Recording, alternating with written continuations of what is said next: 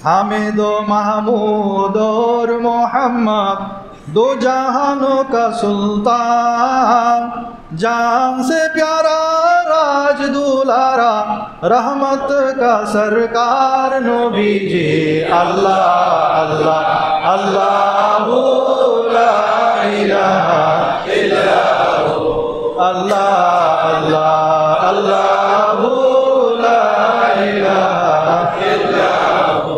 यासीनो ताहा कमली वाला कुरानों की तफसीर, हाजिरो नाजिर शाहिदो कासिम आया सिराजुम मुनीर नबी जी। अल्लाह अल्लाह अल्लाहु ला इलाहा इल्लल्लाहु, अल्लाह अल्लाह अल्लाहु ला इलाहा इल्लल्लाहु। अल्लाहुम्मा सल्ली अला सय्यिदिना मौलाना मुहम्मद व अला आलि सय्यिदिना मौलाना मुहम्मद। जुमर घर के काबा बनैया देहर घर के मदीना, जैना माजे बोशे बोशे देखबो सोनार मदीना।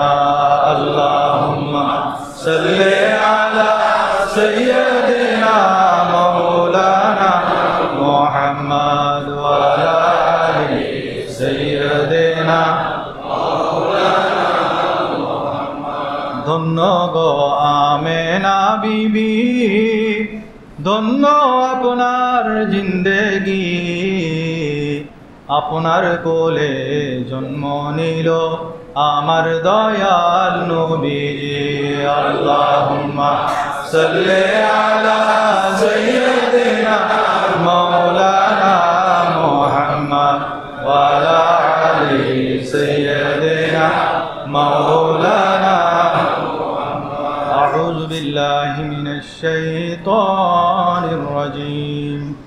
बिस्मिल्लाहिर रहमानिर रहीम। अल्लज़ीना आतैनाहुमुल किताब यअरिफूनहु कमा यअरिफून अबनाअहुमुल्लज़ीना खसिरू अनफुसहुम फहुम ला युमिनून। सदक़ल्लाहु मौलानाल अज़ीम व सदक़ रसूलुहुन नबियुल करीम व नहनु अला ज़ालिका लमिनश शाहिदीन वश्शाकिरीन वल्हम्दुलिल्लाहि रब्बिल आलमीन। रब्बी सल्लि व सल्लिम व बारिक अलैहि। আল্লাহ পাকের দরবারে লাখো কোটি শুকরিয়া আদায় করছি। রব্বুল আলামিন আপনাদের এবং মসজিদ কমিটির সকলের যৌথ উদ্যোগে অনেক পরিশ্রমের পর আজকের এই ঈদ মিলাদুন নবী মাহফিল অনুষ্ঠিত হচ্ছে। সবাই বলেন আলহামদুলিল্লাহ। আমি পবিত্র কালামুল্লাহ শরীফের সূরা আনআমের 20 নম্বর আয়াত তেলাওয়াত করেছি। আল্লাহ রসুল সাল্লাল্লাহু আলাইহি ওয়াসাল্লামকে আমরা যতটুকু চিনি, আমাদের চাইতে আমাদের পূর্ববর্তী আসমানি কিতাব যাদের কাছে এসেছেন তারা আরও বেশি চিনে, কারণ তাদের আসমানি কিতাবের মধ্যে আল্লাহর প্যারা হাবিব সাল্লাল্লাহু আলাইহি ওয়াসাল্লাম সম্পর্কে খুব বেশি আলোচনা হয়েছে। সেজন্য তারা আমাদের নবীকে নিজের সন্তানের চাইতেও বেশি জানত। সেই কথাটা আল্লাহ তাআলা এই আয়াতের মধ্যে বলছেন। আল্লাহ তাআলা বলছেন, আল্লাযীনা আতাইনাহুমুল কিতাবা ইয়ারিফুনাহু কামা ইয়ারিফুনা আবনাআহুম।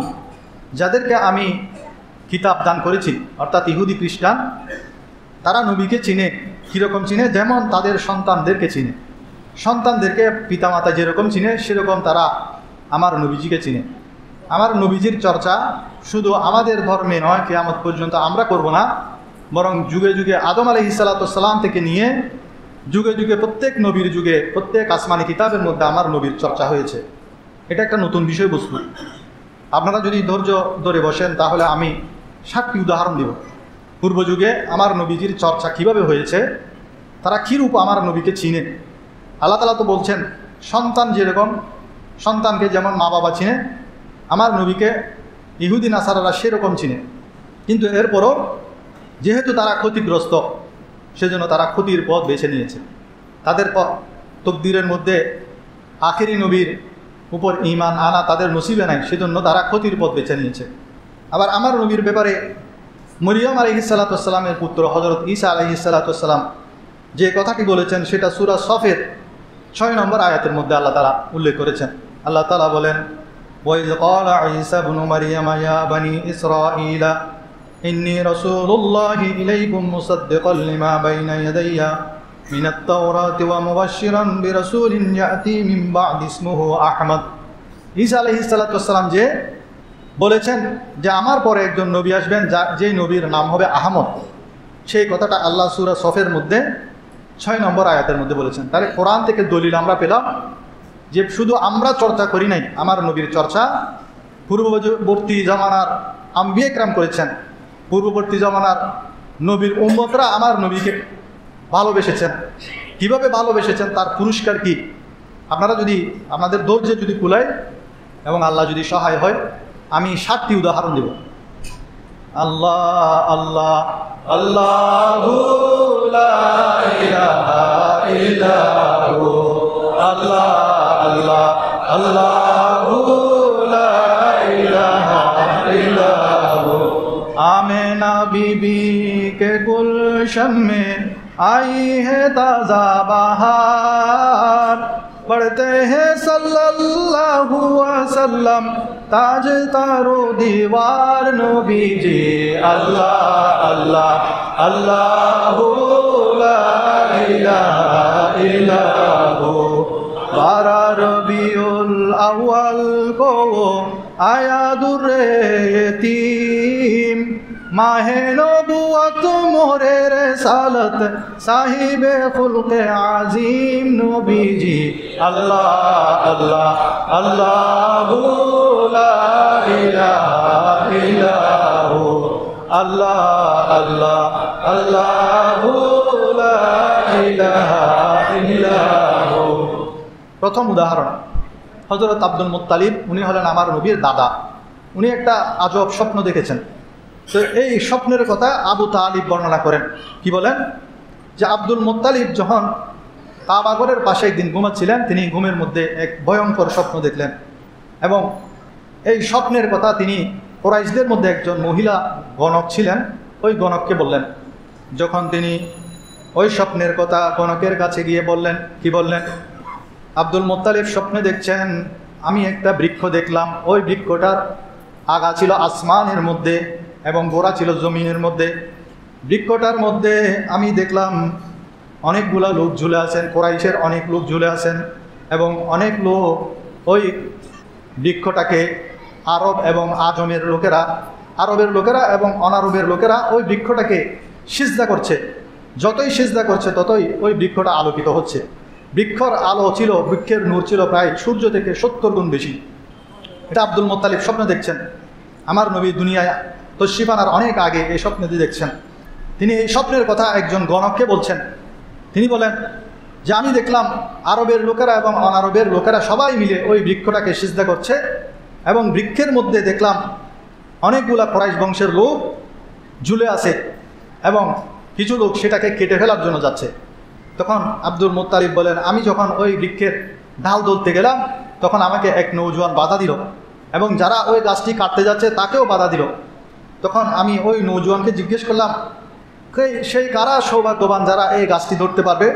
বলছে যারা ঝুলে আছে তারাই সৌভাগ্যবান, তারাই অগ্রগামী। এই স্বপ্নের কথা যখন বললেন তখন ওই গণক মহিলার চেহারা হলুদ বর্ণের হয়ে গেল এবং সে জিজ্ঞেস করলো, লাইন সাদাকাত রুয়াকা লায়াখরুজান্নাকা মিন সুলবিকা।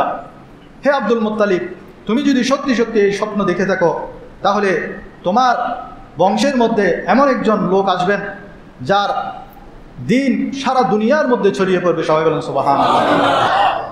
আবু নুআইম ইসফাহানি রহমতুল্লাহ আলাইহি ওনার দালাইলুন নবুওয়াত কিতাবের মধ্যে এই ঘটনাটি নকল করেন। উদাহরণ নম্বর 2, হযরত হাসান বিন সাবিত, যিনি আমার নবীর শানে সবসময় কবিতা পড়তেন, কবিতা লিখতেন। তিনি পরবর্তীতে ইসলাম গ্রহণ করার পরে উনি বলছেন, আমি যখন ছোট ছিলাম আমার বয়স ছিল 8 বছর। 8 বছর বয়সে আমি যেটা দেখতাম, যেটা শুনতাম সেটা আমার মুখস্থ হয়ে যেত, আমি ভুলতাম না সহজে। হাসান বিন সাবিত। অনেক ছেলে পেলে আছে দেখবেন ছোটোবেলায় কোনো কিছু দেখলে সেটা ভুলে না, আবার অনেকে আছে ভুলে যায়। না ভুলা এটা একটা আল্লাহর অনেক বড় নিয়ামত। আজকালকার ছেলেরা পড়া মনে রাখতে পারে না, কারণ কি? মিডিয়ার কারণে। মিডিয়ার বরকতে আমরা কালকে কি হয়েছে সেটা আজকে বলতে পারি না, সারাদিন ঘরের মধ্যে পড়ে যায়, স্কুলের মধ্যে টিচার যখন জিজ্ঞেস করে বলতে পারে না। তো হাসান বিন সাবিত রাদিয়াল্লাহু তাআলা তিনি বলেন, আমি যখন ছোট ছিলাম 8 বছর, তখন আমি হঠাৎ করে দেখলাম রাত্রে অনেক চিৎকার চেঁচামেচি হলে আমরা ঘর থেকে বের হয়ে যাই না? তো তিনি বলেন, আমি ঘর থেকে বের হলাম, দেখলাম একজন ইহুদি সে তার ঘরের ছাদের উপর উঠে গেছে। ছাদের উপর উঠে সে আকাশের একটা তারকার দিকে সবাইকে দেখাচ্ছে, বলে যে ওই দেখো ওই তারকা, যেই তারকাটা কোনো একজন নবী দুনিয়ার জমিনে আসার সময়, যেদিন নবী কোনো দুনিয়ার জমিনের মধ্যে আসে সেদিনই এই তারকা উদিত হয়। আর দুনিয়ার জমিনে আর কোনো নবী বাকি নাই, শুধু আখেরি জামানার একজন নবী বাকি আছেন, তিনি হলেন মুহাম্মদ সাল্লাল্লাহু আলাইহি ওয়াসাল্লাম। সেই নবী আজকে জন্মগ্রহণ করেছে। সবাই বলুন সুবহানাল্লাহ। তো হাসান বিন সাবিতের বয়স তখন ছিল মাত্র 8 বছর। তিনি বলছেন সেই ঘটনাটি যে ইহুদিরা তারকা দেখে পর্যন্ত আমার নবী যে আসবেন সেটা তারা বুঝতে পেরেছে। সবাই বলুন সুবহানাল্লাহ। কিন্তু কপাল খারাপ, সেজন্য তারা ঈমান আনতে পারে নাই। উদাহরণ নম্বর 3, হযরত জালালউদ্দিন সুয়ুতি রহমতুল্লাহ আলাইহি, যিনি প্রায় 2 লক্ষ হাদিসের হাফেজ, তিনি একটি আমার নবীর জীবনীর উপর একটি কিতাব লিখেছেন। কিতাবের নাম প্রসিদ্ধ কিতাব খাসাইসুল কুবরা। এটা প্রথম খণ্ডের 36 পৃষ্ঠায় তিনি লেখেন, হযরত আনাস রাদিয়াল্লাহু তাআলা আনহু থেকে বর্ণিত, আল্লাহ রাসূল সাল্লাল্লাহু আলাইহি ওয়াসাল্লাম ইরশাদ করেন, আল্লাহ তাআলা হযরত মূসা আলাইহিস সালাতু ওয়াস সালামের কাছে ওহী নাজিল করেন, হে মূসা, যে ব্যক্তি আহমদকে অস্বীকার করবে আমি তাকে জাহান্নামে নিক্ষেপ করব। তো মূসা আলাইহিস সালাতু ওয়াস সালাম আবেদন করেন, হে আল্লাহ, আহমদকে বলা হলো মাখলুকাতে যার অপেক্ষা উত্তম আর কেহ নাই, যার নাম আসমান এবং জমিন সৃষ্টির পূর্বে আমি আরশের মধ্যে লিখে রেখেছি। আমার নবীর নাম আসমান জমিন সৃষ্টির আগেই আল্লাহ আরশের মধ্যে লিখে রেখেছেন। আর জান্নাতে ততক্ষণ পর্যন্ত কেউ প্রবেশ করতে পারবে না যতক্ষণ পর্যন্ত আমার এই নবী তার উম্মতদেরকে নিয়ে প্রবেশ করবে না। আমার নবী যতক্ষণ পর্যন্ত আমরা গুনাহগার উম্মতদেরকে নিয়ে জান্নাতে প্রবেশ করবে না, ততক্ষণ পর্যন্ত অন্য নবীরা জান্নাতে প্রবেশ করতে পারবে না। এটা কে বলছেন? আল্লাহ তাআলা বলছেন মূসা আলাইহিস সালাতু ওয়াস সালামকে। এবার মূসা আলাইহিস সালাম প্রশ্ন করেন, হে আল্লাহ, সেই উম্মতেরা কীরকম, সেই উম্মতের বৈশিষ্ট্য কীরকম? তখন আল্লাহ তাআলা বলেন, আমার আখিরি জামানার উম্মতেরা হবেন সবচেয়ে বেশি প্রশংসাকারী। আমরা আল্লাহর প্রশংসা করি না? এই যে এখন আল্লাহর প্রশংসা করছি না? আল্লাহ তাআলা আমাদের প্রশংসা করছেন, বলে যে তারা হবে সবচেয়ে বেশি আল্লাহর প্রশংসাকারী।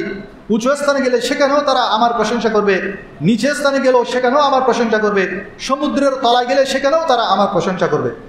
তাদের কোমরে থাকবে তহবন, মানে বেল্ট, তারা কোমরের মধ্যে তহবন বাঁধবে। আল্লাহ উম্মতে মুহাম্মদের পরিচয় করাই দিচ্ছেন। এবং তারা সবসময় অজু অবস্থায় থাকবে, দিনে রোজা রাখবে, রাতে ইবাদত করবে। আমি তাদের সবচেয়ে ছোট আমলও কবুল করবো। সবাই বলুন সুবহানাল্লাহ। আমাদের সবচেয়ে ছোট আমল যেটা, সেটাও আল্লাহ তাআলা কবুল করবেন। যেমন মসজিদ থেকে বের হওয়ার সময় বাম পা দিয়ে বের হওয়া, এটা একটা ছোট আমল। এই ধরনের ছোট আমলও আল্লাহ কবুল করবেন। বাম পা দিয়ে বের হওয়ার সময় আমরা মসজিদ থেকে বের হওয়ার আল্লাহুম্মা ইন্নী আসআলুকা মিন ফাদলিকা দোয়াটা পড়লাম, ছোট আমল, আল্লাহ কবুল করবেন। বাথরুমে প্রবেশের সময় বাম পা দিয়ে প্রবেশ করা, বের হওয়ার সময় ডান পা দিয়ে বের হওয়া, ছোট ছোট আমল। রাস্তা দিয়ে হেঁটে যাচ্ছি, ডান পাশ দিয়ে হেঁটা, কাউকে দেখলে সালাম দিয়া, এই যে ছোট ছোট আমল। কোনো কাজ শুরু করার প্রারম্ভে বিসমিল্লাহ বলা, অজুর সময় বিসমিল্লাহ বলা। যে অজুর সময় বিসমিল্লাহ বলল, মূলত সে তার সারা শরীরকে পাক করে ফেলল। এই যে ছোট ছোট আমল যেগুলা মুস্তাহাব, আমরা বলি সেগুলা মুস্তাহাব আমল। ছোট ছোট আমল করলেও সেটা আল্লাহ তাআলা কবুল করবেন। বড় আমল তো কবুল করবেনই, ছোট আমলও আল্লাহ তাআলা কবুল করবেন। এটাকে বলছেন আল্লাহ তাআলা বলছেন কাকে? মূসা কলিমুল্লাহকে। কাদের বৈশিষ্ট্য বলছেন? উম্মতে মুহাম্মদী, আমাদের বৈশিষ্ট্য বলছেন। এবং তারা কেবল লা ইলাহা ইল্লাল্লাহ বলার সাথে সাথে আমি তাদেরকে জান্নাত দিয়ে দিব। সবাই বলুন সুবহানাল্লাহ।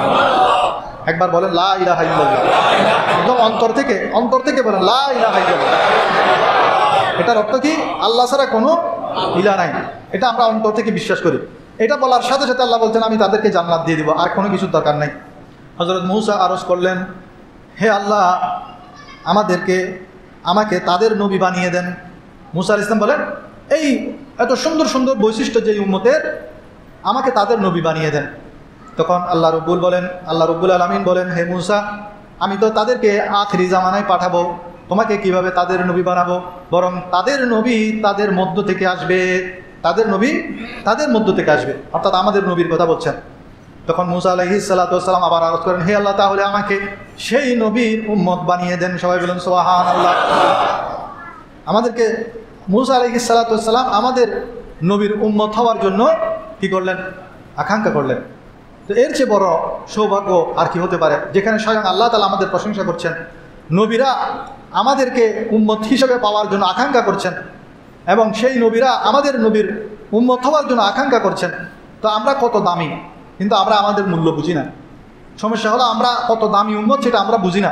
সেজন্য আমরা ইহুদি, নাসারা, খ্রিস্টান তাদের অনুসরণ করি, অমুসলিমদের অনুসরণ করি। আমাদের দাম যে কতটুকু আল্লাহর কাছে সেটা আমরা না বুঝার কারণে আমরা হেয়ার স্টাইল করি রোনাল্ডোর মতো। আমার নবীর অনুসরণ আমরা করি না। রোনাল্ডিনহু কীরকম হেয়ার স্টাইল করে সেটা আমরা কি করি?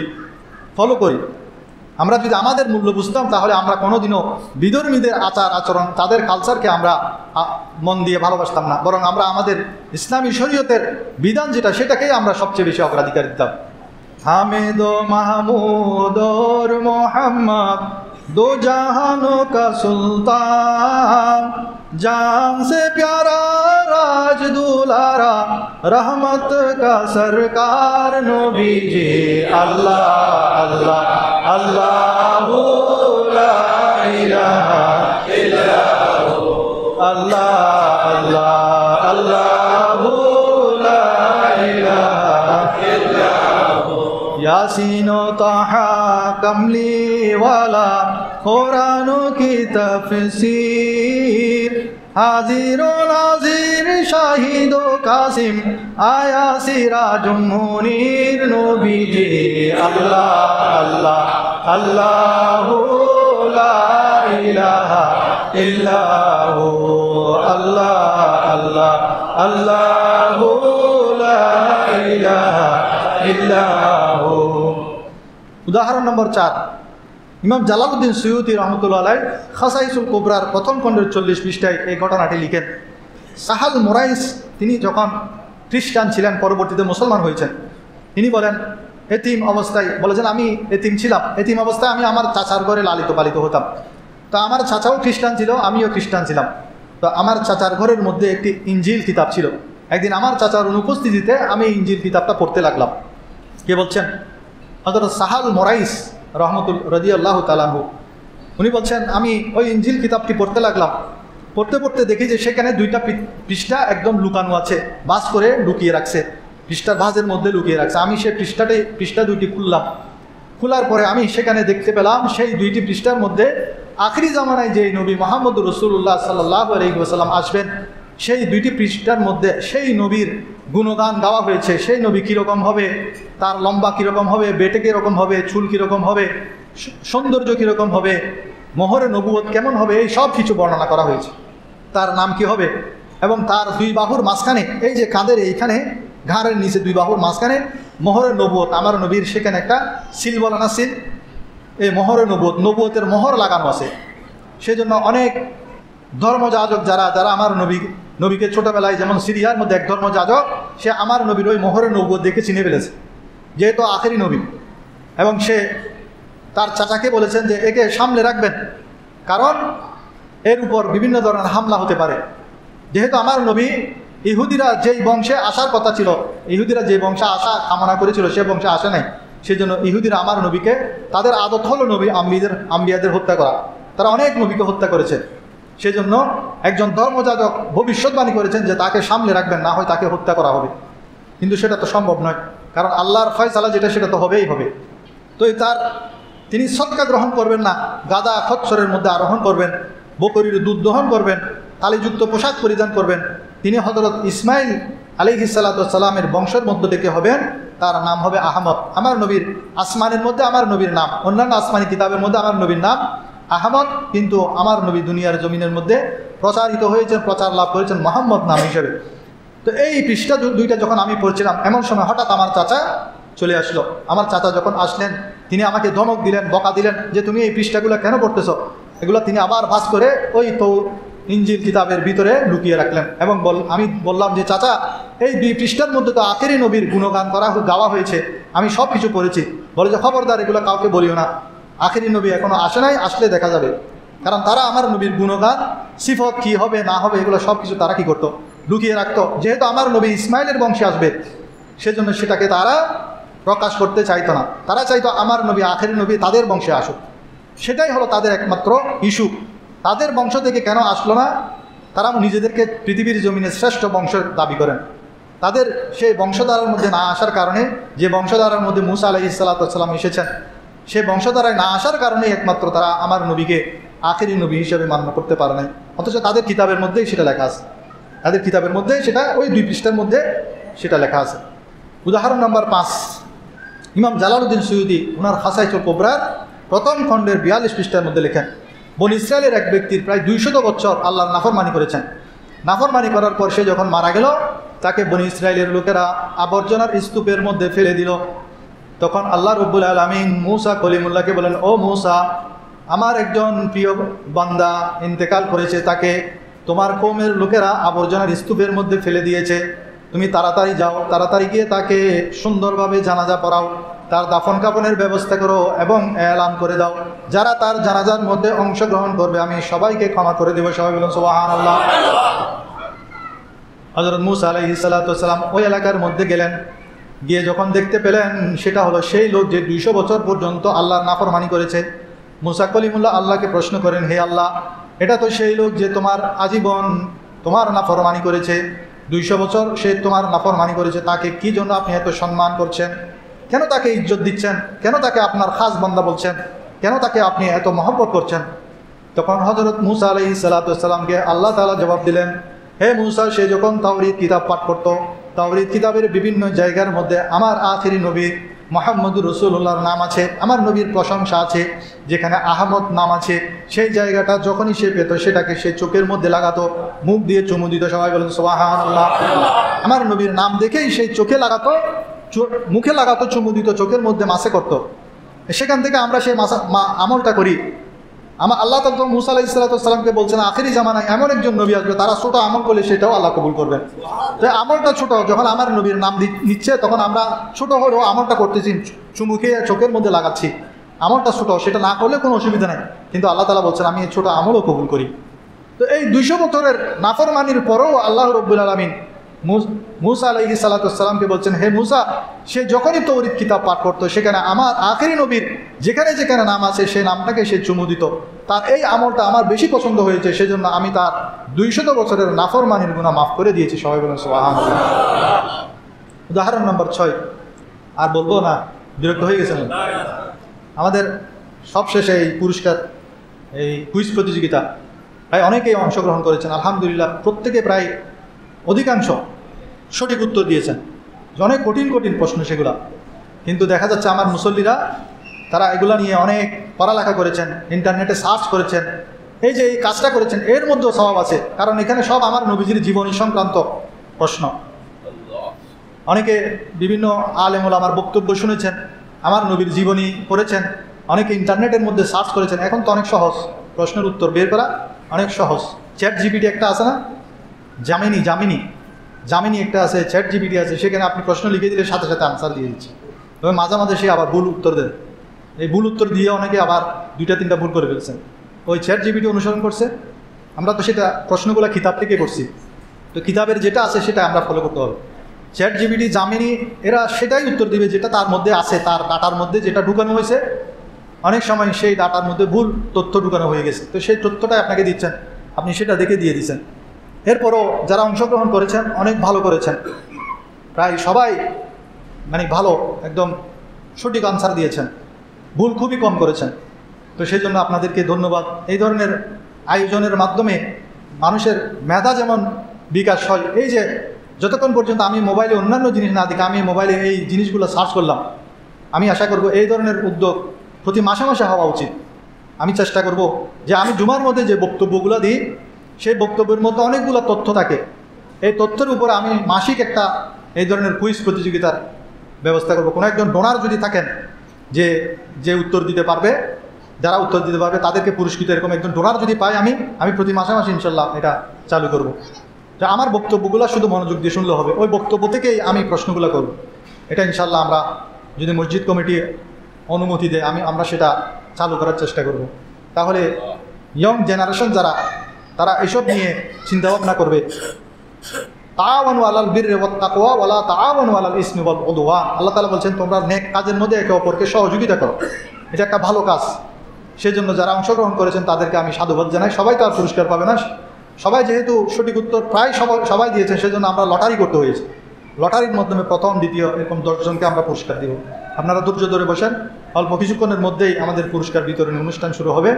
এবং এই এলাকার কিছু ছেলেমেয়েরা তারা সামাজিক গঠনমূলক ভালো ভালো কাজ করে, তাদেরকে মসজিদ কমিটির পক্ষ থেকে হয়তো সম্মাননা দেওয়া হবে এবং সর্বশেষে তাবরুক বিতরণ হবে।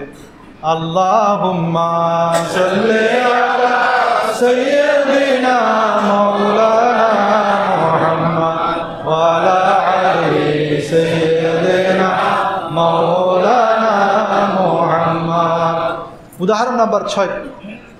এই ঘটনাটি হযরত আবু নুআইম ইসফাহানি তার দালাইলুন নবুওয়াত, ইমাম ইবনে কাসির তার আল বিদায়া ওয়া নিহায়া এবং ইমাম সুয়ুতি তার খাসাইসুল কুবরা, 3টা বড় বড় ইতিহাসের কিতাব, এগুলা নবীজির জীবনীর কিতাবের মধ্যে এই ঘটনাটি উল্লেখ করা হয়েছে। ঘটনাটি কি অত্যন্ত আশ্চর্যজনক একটি ঘটনা। বাদশাহ বখতে নসর এবং হযরত দানিয়েল আলাইহিস সালাম, এরা দুইজন আমার নবীর 1200 বছর আগের ঘটনা, আমার নবী দুনিয়া আসার 1200 বছর আগের ঘটনা। তো বাদশাহ বখতে নসর একটা স্বপ্ন দেখলো। সে স্বপ্ন কি দেখেছে সেটা ভুলে গেছে, কিন্তু স্বপ্নটা যে ভয়ঙ্কর ছিল এবং অনেক আলোড়ন সৃষ্টিকারী একটা স্বপ্ন, সেটা ঠিক আছে, কিন্তু সে স্বপ্ন ভুলে গেল। এখন সে তার স্বপ্নের ব্যাখ্যা করার রাজদরবারের মধ্যে যারা ব্যাখ্যা করে গণক, তাদেরকে ডাকলেন, ডেকে বলে যে আমি একটা স্বপ্ন দেখেছি, তোমরা 3 দিনের মধ্যে আমার এই স্বপ্নের ব্যাখ্যা দিবে। যদি দিতে না পারো তাহলে তোমাদের পরিণতি খারাপ হবে। কি খারাপ? তোমাদেরকে হত্যা করে ফেলবে। এখন তারা তো আশ্চর্য, আপনি কী স্বপ্ন দেখেছেন সেটাও ভুলে গেছেন, আমরা ব্যাখ্যা কীভাবে করব? তখন এগুলো সব আল্লাহর হুকুম আর কি। ওই বাদশাহ বখতে নজরের জেলখানার মধ্যে বন্দী ছিলেন সেই যুগের নবী হযরত দানিয়েল আলাইহিস সালাম। দানিয়েল আলাইহিস সালাম যখন খবর পেলেন, তখন দানিয়েল আলাইহিস সালামকে আল্লাহ তাআলা ওহীর মাধ্যমে জানিয়ে দিলেন যে সে এই স্বপ্ন দেখেছে, এটার এইরকম ব্যাখ্যা দিবে তুমি। দানিয়েল আলাইহিস সালাম বখতে নজরের কাছে খবর পাঠালেন, আপনি যে স্বপ্ন দেখেছেন আমি স্বপ্নটাও বলে দিতে পারবো, স্বপ্নের ব্যাখ্যাও বলে দিতে পারবো। এই কথা যখন শুনলেন বাদশাহ বখতে নজর আনন্দিত হলেন, দানিয়েল আলাইহিস সালামকে তার দরবারের মধ্যে নিয়ে আসলেন। কিন্তু দানিয়েল আলাইহিস সালাম বখতে নজরের দরবারে ঢুকার সময় সিজদা করে নাই। বখতে নজরের দরবারে যারাই ঢুকে তাদের নিয়ম হলো সিজদা করতে হবে, কেউ তাকে, কিন্তু দানিয়েল আলাইহিস সালাম সিজদা করে নাই। যখন সিজদা করে নাই তখন বখতে নজর বলে, তুমি আমাকে সিজদা কেন করে নাই? তখন দানিয়েল আলাইহিস সালাম বলেন, আমি যেই প্রভুর ইবাদত করি তিনি আমাকে আপনার এই স্বপ্নের ব্যাপারে খবর দিয়েছেন এবং স্বপ্নের ব্যাখ্যা বলে দিয়েছেন। আমার প্রভু বলেছেন আমি যেন সেই প্রভু ছাড়া আর কাউকে সেজদা না করি। আমি যদি সেজদা করি তাহলে আমি সেই স্বপ্নটি ভুলে যাব, তখন তো আপনার স্বপ্নের ব্যাখ্যা আপনি পাবেন না। বলতে ঠিক আছে সেজদা করতে হবে না, আসো। বখতে নজর বলে যে আসো, তুমি আমার স্বপ্নের ব্যাখ্যাটা করে দাও। তখন হযরত দানিয়েল আলাইহিস সালাম বললেন, আপনি স্বপ্নে দেখেছেন বিশাল এক মূর্তি, ওই মূর্তিটার মাথা ছিল একদম আসমান পর্যন্ত এবং তার উপরের অংশ ছিল, মাথাটা ছিল স্বর্ণের, মধ্যের অংশ হলো রূপার, নিচের অংশ লোহার এবং 2 পা হলো পাথরের। এমন সময় হঠাৎ একটা আসমান থেকে বড় একটা পাথর করে মূর্তিটা ভেঙে চুরমার হয়ে গেল। চুরমার হয়ে স্বর্ণ, রূপা, লোহা, পাথর সবগুলা মিক্স হয়ে একটা গোলাকৃতি ফুটবলের মতো হয়ে গেল। আস্তে আস্তে সেই ফুটবলটা, সেই গোলাকৃতির ওই পাথরটা আস্তে আস্তে বড় হতে লাগলো। বড় হতে হতে সেটা পুরো দুনিয়া ছেয়ে ফেললো। এটা যখন বললো তখন বখতে নজর বলে যে তুমি সঠিক বলেছ, আমি এই স্বপ্নটি দেখেছি, এটার ব্যাখ্যা কি বলবো? তখন হযরত দানিয়েল আলাইহিস সালাম বলেন, আমার প্রভু আমাকে এর ব্যাখ্যা বলেছেন যে আপনি যে মূর্তি দেখেছেন সেটার উদ্দেশ্য হলো বিভিন্ন জাতি।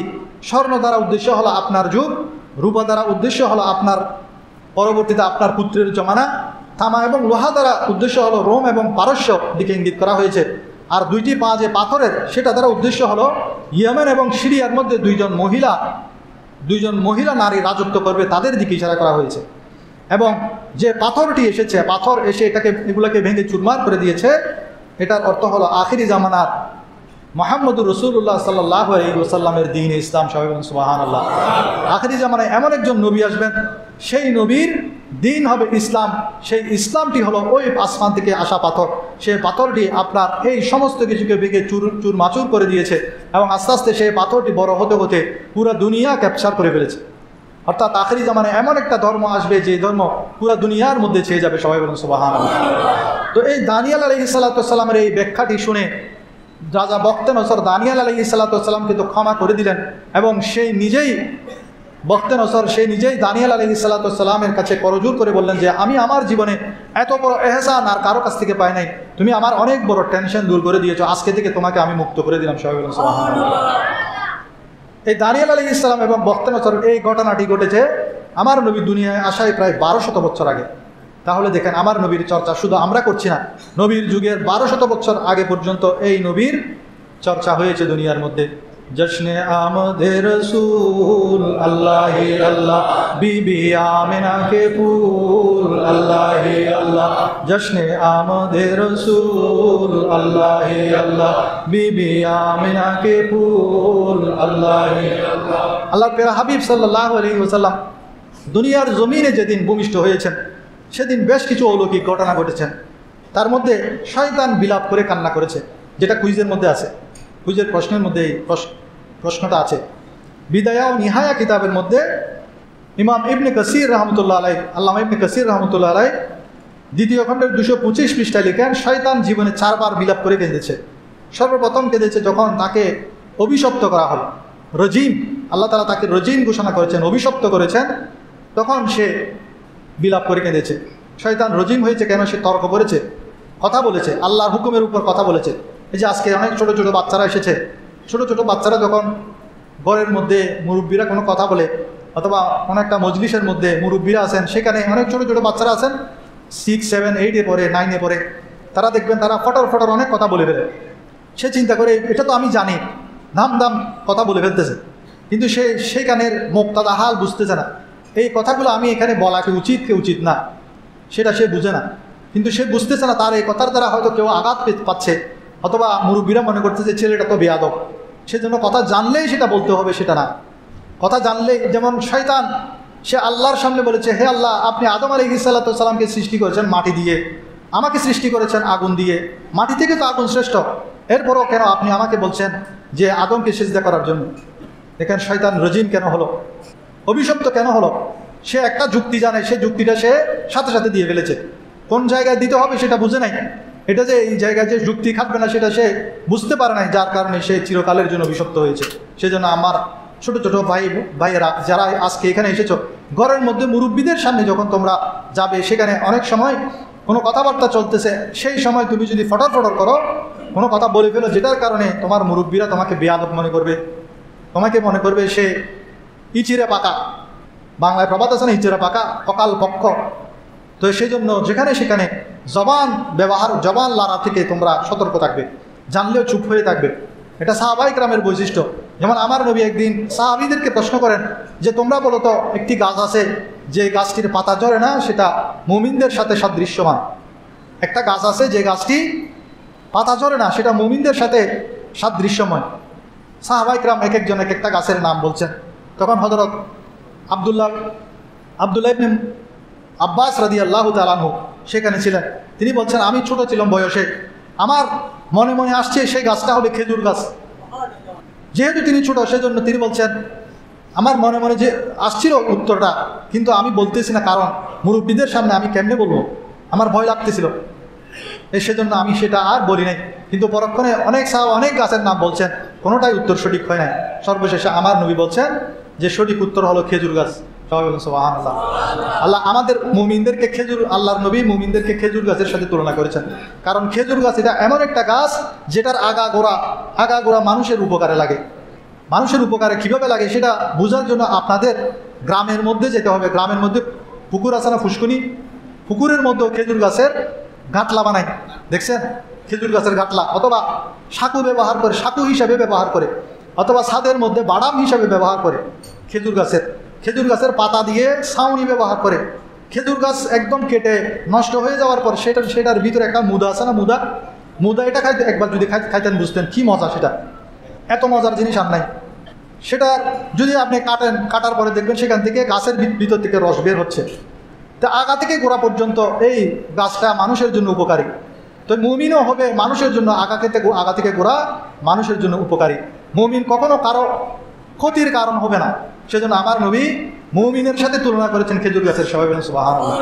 আল্লাহ তাআলা আমাদেরকেও খেজুর গাছের মতো মানুষের উপকারী বান্দা হিসেবে নিজেদেরকে গঠন করার তৌফিক দান করুন সবাই বলুন আমিন। আমার ছোট ছোট ভাই যারা এসেছেন তাদেরকেও খেজুর গাছের মতো মানুষের উপকার করার তৌফিক দান করুন।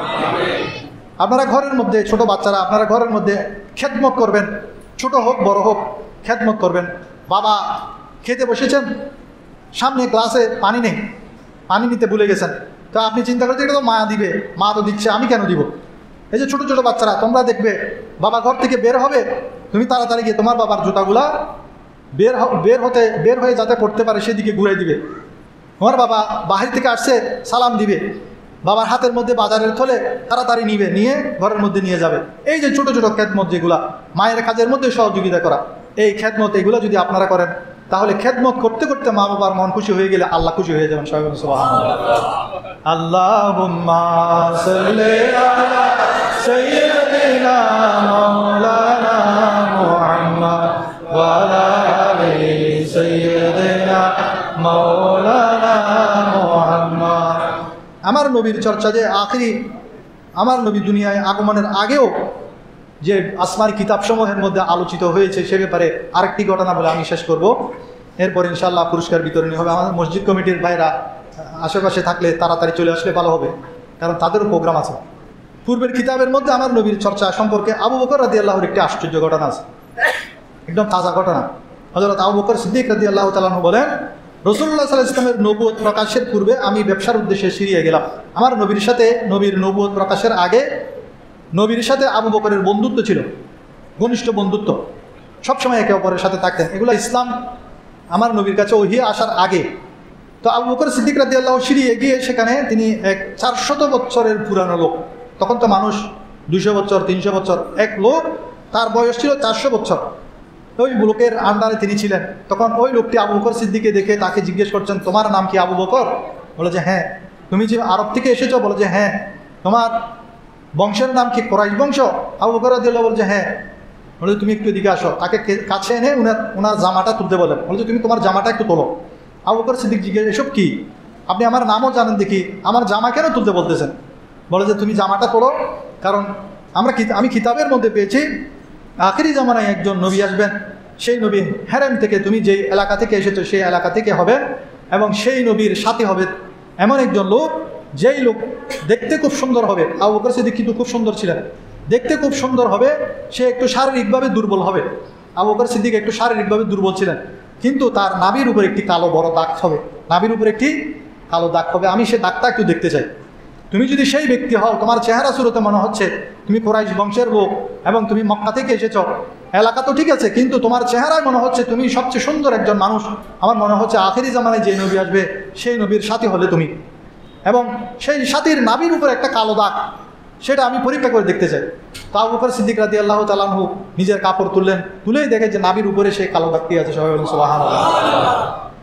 এবার ওই 400 বছরের বৃদ্ধ আবু বকর সিদ্দিক রাদিয়াল্লাহু তাআলা আনহুকে বেশ কিছু কবিতা দিলেন, কবিতার কপি দিলেন। কপি দিয়ে বলেন, তুমি এই কবিতার কপিগুলো নিয়ে যাবে এবং তুমি গিয়ে দেখবে সেই নবী আত্মপ্রকাশ করেছে, তাকে আমার এই কবিতার কপিগুলো দিবে। হযরত আবু বকর সিদ্দিক রাদিয়াল্লাহু তাআলা আনহু মক্কার মধ্যে আসলেন। মক্কায় ফিরে আসার পরে তিনি মক্কার বড় বড় নেতা যারা, তারা সবাই আবু বকরের কাছে দৌড়ে আসলো, যে হে আবু বকর, তুমি কি শুনেছো নাকি যে আবু তালেবের এতিম যেই বাতিজা মুহাম্মদ, সে নিজেকে তুমি তো তাকে খুব ভালো জানো, সে নিজেকে নবী দাবি করেছে। সেটা যখন শুনেছে হযরত আবু বকর সিদ্দিক রাদিয়াল্লাহু তাআলা আনহু তাদের কাছ থেকে বিদায় নিয়ে আমার নবীর ঘরের মধ্যে গেলেন। সবাই বলেন সুবহানাল্লাহ। আমার নবীর কাছে গিয়ে বলেন, হে মুহাম্মদ, তাড়াতাড়ি আসো। ঘর থেকে আমার নবীজি বের হলেন। বের হওয়ার পর এবার হযরত আবু বকর সিদ্দিক রাদিয়াল্লাহু তাআলা আনহু জিজ্ঞেস করেন, আমি শুনেছি তুমি নাকি নিজেকে নবী দাবি করেছো, তোমার কাছে নাকি ওহী এসেছে? তখন আমার নবী বলেন, হ্যাঁ, আমার কাছে ওহী এসেছে, আমি নিজেকে নবী দাবি করছি। তখন আবু বকর সিদ্দিক বলেন, তাহলে তুমি আমাকে একটা প্রমাণ দেখাও। তুমি যদি নবী হয়ে থাকাও তাহলে তুমি আমাকে একটু প্রমাণ দেখাও যে তুমি একজন নবী। যারা নবী তারা তো অনেক অলৌকিক মওজিজা দেখায়, তুমি আমাকে সেরকম কিছু দেখাও। তখন আমার নবীজি বলেন, তোমাকে আর কি প্রমাণ দেখাবো? তুমি যে সিরিয়া থেকে আসতে চাও, সেখানে 400 বছরের বৃদ্ধ যিনি, সে যে তোমাকে কতগুলো কবিতা দিয়েছে, সেই কবিতাগুলো আমাকে দিতে বলেছে, এবং সে তোমাকে এরকম এরকম পরীক্ষা করতে বলেছে, পরীক্ষা করেছে তোমার শরীরে নাভির উপরে একটা কালো দাগ, যে কালো দাগ থাকলে সেই হবে আমার সাথী। এই কথাগুলো বলেছে, এর চেয়ে বড় আলামত, এর চেয়ে বড় নমুনা আর কি খুঁজতেছো? সবাই বলুন সুবহানাল্লাহ। হযরত আবু বকর সিদ্দিক রাদিয়াল্লাহু তাআলা আনহু আশ্চর্য হয়ে গেলেন, বলে যে তুমি এই কথা কিভাবে জানো?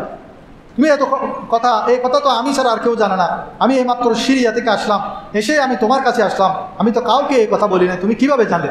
তখন আমার নবী বলেন যে পূর্ববর্তী জামানার নবীদের কাছে যিনি ওহির মাধ্যমে খবর নিয়ে আসতেন সেই জিবরাইল আলাইহিস সালাতু ওয়াস সালাম এসে আমাকে সমস্ত খবর দিয়ে গেছেন। সবাই বলুন সুবহানাল্লাহ।